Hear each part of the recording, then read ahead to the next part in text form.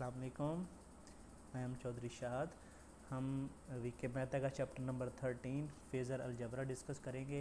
ये चैप्टर जो है वो पीटीएस के लिए इम्पोर्टेंट है। एमटीएस या किसी और टेस्टिंग एजेंसी में इसमें से इतने एमसीक्यूज नहीं आते, लेकिन इसके फार्मूलेज़ कुछ इम्पोर्टेंट हैं, वो हम इसकी थ्योरी में डिस्कस कर लेंगे। तो ये जे की वैल्यू है, जे की वैल्यू आपको पता है -1 का स्क्वायर रूट होती है। जे स्क्वायर -1 के इक्वल होती है। J3 की वैल्यू क्या होती है, J4 की, ये सारी आपने याद करनी है। तो J1 से मल्टीप्लाई करेंगे तो इसका मतलब 90 डिग्री काउंटर क्लॉकवाइज रोटेशन होगी एक्स एक्सेस में। तो अगर जे स्क्वायर से मल्टीप्लाई करेंगे तो 180 डिग्री की काउंटर क्लॉकवाइज रोटेशन होगी।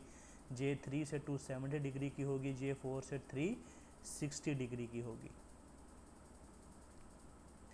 मैथमेटिकली जो फेज़र को रिप्रेजेंट करने के तरीक़ेकार हैं वो रेक्टेंगल फॉर्म है, ट्रिग्नोमेट्रिक फॉर्म है और पोलर फॉर्म है।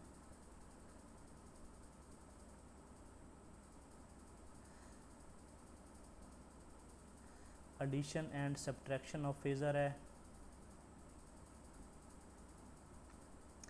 ये बहुत इंपॉर्टेंट है। कॉन्जुगेट ऑफ कम्प्लेक्स नंबर, अगर हम the sum of two conjugate number जो होता है वो results in phase component 2a, जो इन फेज़ होती हैं a और a, ये इन फेज़ कंपोनेंट हैं, तो इसके इक्वल होता है।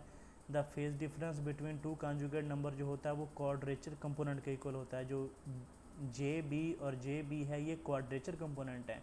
दो कॉन्जुगेट नंबर का जो डिफरेंस होता है वो क्वाड्रेचर कंपोनेंट के इक्वल होता है। और अगर टू कॉन्जुगेट नंबर अगर मल्टीप्लाई करें तो उसका होता है नो क्वाड्रेचर कंपोनेंट, तो a square plus b square के इक्वल होता है। ये तीनों, ये बहुत इंपॉर्टेंट है, ये तीनों अक्सर एमसीक्यूज में आ जाते हैं। एमसीक्यूज नंबर 1 है, phasor is multiplied by -j, तो ये 270 डिग्री रोटेशन करेगा। वैल्यू ऑफ J5 ये -1 के स्क्वायर रूट के इक्वल होगी।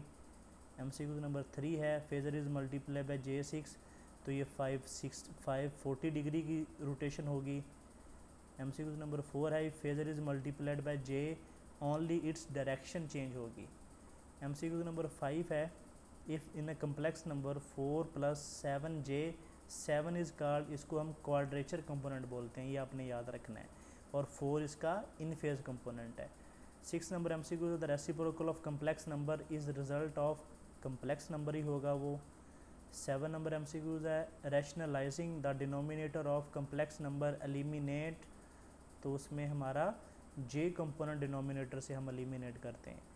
8 number MCQs, if two complex number are equal then उसके इन फेज और quadrature component will be separately equal, तो दोनों इक्वल होंगे तो हम कम्प्लेक्स नंबर को इक्वल बोल सकते हैं, उसका इन फेज कंपोनेंट भी और उसका क्वाड्रेचर कंपोनेंट भी।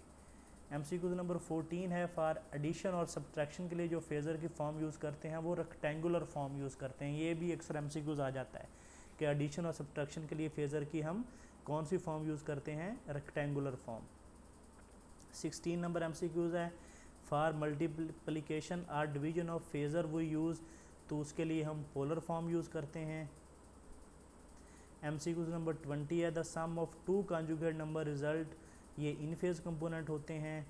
21 है, the difference of two conjugate number results, ये क्वाड्रेचर कंपोनेंट के इक्वल होता है। एमसीक्यूज नंबर 22 है, when two conjugate numbers are multiplied, तो इसमें जो आंसर आता है वो नो क्वाड्रेचर कंपोनेंट आता है। एमसीक्यूज नंबर 29 है, in AC circuit the apparent power in complex form is equal to, ये phasor voltage multiply by conjugate of phasor current के इक्वल होती है। देन एमसीक्यूज नंबर 96 है, in power triangle the side represent apparent power lies in first quadrant, तो load power factor होगा वो lagging होगा। 97 है, in AC power in a load that is conserved, वो रियल पावर होती है, रिएक्टिव, अपेरेंट, ये तीनों पावर होती हैं एसी में। 98 है, if the load consume 100 watt at lagging power factor 0.8, then apparent power कितनी होगी, तो 1000 को 0.8 से मल्टीप्लाई करें तो आपका जो आंसर आएगा वो 1250 VA आएगा, जो कि अपेरेंट पावर है। 99 है, in power triangle the side represent apparent power S lies in fourth quadrant, the load power factor जो होगा वो लीडिंग होगा। MCQs नंबर 100 है, if the load power factor is 75% then apparent power utilize by the load. तो इसका मतलब अब जो अपेरेंट पावर यूटिलाइज की है वो 75% ही की है। तो ये चैप्टर जो है क्योंकि इसके MCQ जो जो इम्पोर्टेंट थे वो हमने कवर किए हैं, ये PTS के हिसाब से बहुत ज़्यादा इम्पोर्टेंट है, और NTS या किसी और टेस्टिंग एजेंसी में भी इसके MCQs आ जाते हैं। तो इसको आपने अच्छे, इसकी थ्योरी बड़े अच्छे से आपने याद करनी है कि ट्रायंगुलर फॉर्म किसके लिए यूज़ होती है, पोलर फॉर्म किसके लिए यूज़ होती है, ठीक है। और टू कॉन्जुगेट नंबर को ऐड करने से क्या आंसर आता है, सब्ट्रैक्ट करने से क्या आता है, मल्टीप्लाई करने से क्या आता है, तो ये आपने अच्छे से कवर करना है।